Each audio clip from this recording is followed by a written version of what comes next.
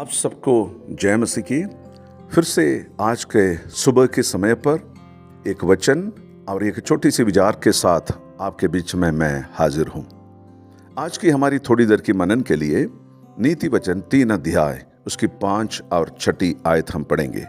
तू अपनी समझ का सहारा ना लेना, वरन संपूर्ण मन से यहोवा पर भरोसा रखना, उसी को स्मरण करके सब काम करना, तब वह तेरे लिए सीधा मार्ग निकालेगा। प्रभु के वचन के अंदर राजा सुलेमान सबसे बुद्धिमान और ज्ञानी माना जाता है। उनकी बुद्धि और ज्ञान प्रभु के ओर से उनको गिफ्ट में मिली है। और आज सुबह के समय पर 3 अध्याय उसके 5 और 6 आयत हमने रखा है। 3 अध्याय युवकों को सलाह देते हैं। This chapter focuses on giving advice और counsel to the young people. लेकिन आज इस सुबह के समय पर ना केवल मैं युवकों से एड्रेस कर रहा हूं, मेरी आज की वचन है हम सबके लिए है। अगर आप परिवार की हैं, नौकरी कर रहे हैं, प्रभु की सेवा में हैं या किसी भी प्रकार के जॉब में हैं, हम सब चाहते हैं कि हमारे मार्ग, रास्ता, काम जल्दी हो जाए, सीधा हो जाए, उसमें कोई भी टेढ़ापन ना हो जाए। और मार्ग सीधा हो सकता है। कैसे हो सकता है?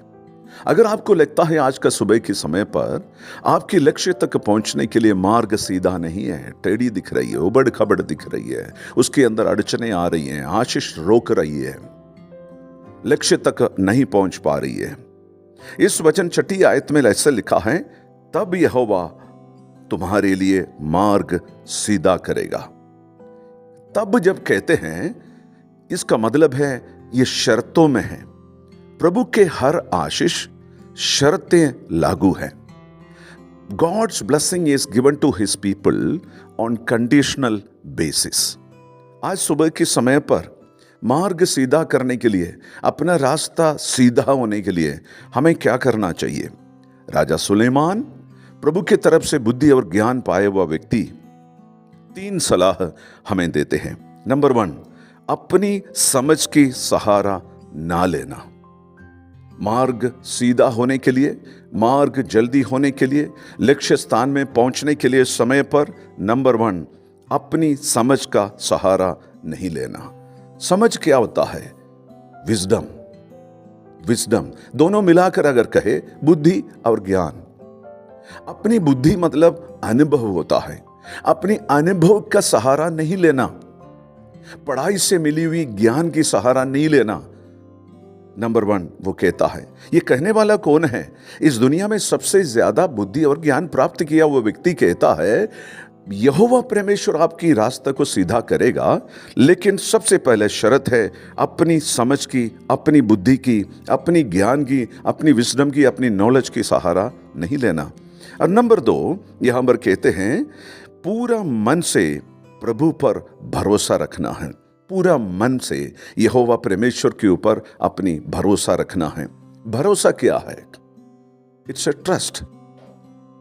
भरोसा यह है, पूरी तरह से हम विश्वास करते हैं, पूरी तरह से हम सौंप देते हैं। जैसे आपके बच्चे या आप खुद अगर बच्चे हैं, अपनी माँ बाप के साथ, अपनी माँ बाप के हाथ पकड़े हुए अगर बाजार में आप जाते हैं, एयरपोर्ट में जाते हैं, बस अड्डे पर जाते हैं, या आप रेलवे स्टेशन में या रेलवे में जाते हैं, आपको डर नहीं रहता है, क्योंकि आपको पता है आपका हाथ आपके पिता या माता ने पकड़ा है।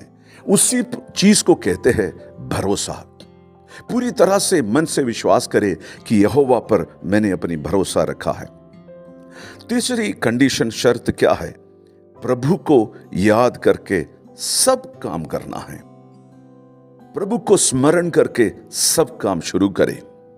कई बार जब आशीषें ज्यादा मिलती हैं, उस समय पर मैं और आप इंसान होने के नाते हम भूल जाते हैं कि प्रभु को याद करें। हमें याद रखना है, हर एक उत्तम दान यहोवा परमेश्वर की ओर से मिलती है। लेकिन अक्सर हमारे जीवन में यहोवा परमेश्वर को याद करना हम भूल जाते हैं। दिन के सुबह के समय पर, हर एक स्टार्टिंग में, हर एक शुरुआत के समय पर, हर एक आरंभ के समय पर प्रभु को याद करें। आज का काम आपका क्या है? आज की डिफिकल्ट जॉब आपके लिए क्या है, आज की लक्ष्य आपके सामने क्या है। दफ्तर की काम हो सकता है, परिवार के काम हो सकता है, सेवकाई के काम हो सकता है। आपको कठिन लगता होगा, लेकिन स्वर्ग का परमेश्वर की तरफ से वाणी सुनिए, यहोवा परमेश्वर आपका रास्ते को सीधा करेगा। यहोवा परमेश्वर आपकी मंजिल को सीधा करेगा, जल्दी में करेगा। ये अगर मैं और आप ये करेंगे, अपनी समझ का सहारा ना लेते हुए पूरा मन से प्रभु पर भरोसा रखे रहिए और प्रभु को याद करके सब काम करे, तो तू सफल होगा, रास्ता भी सीधा होगा। प्रभु, हम धन्यवाद करते हैं आपके वचन के लिए।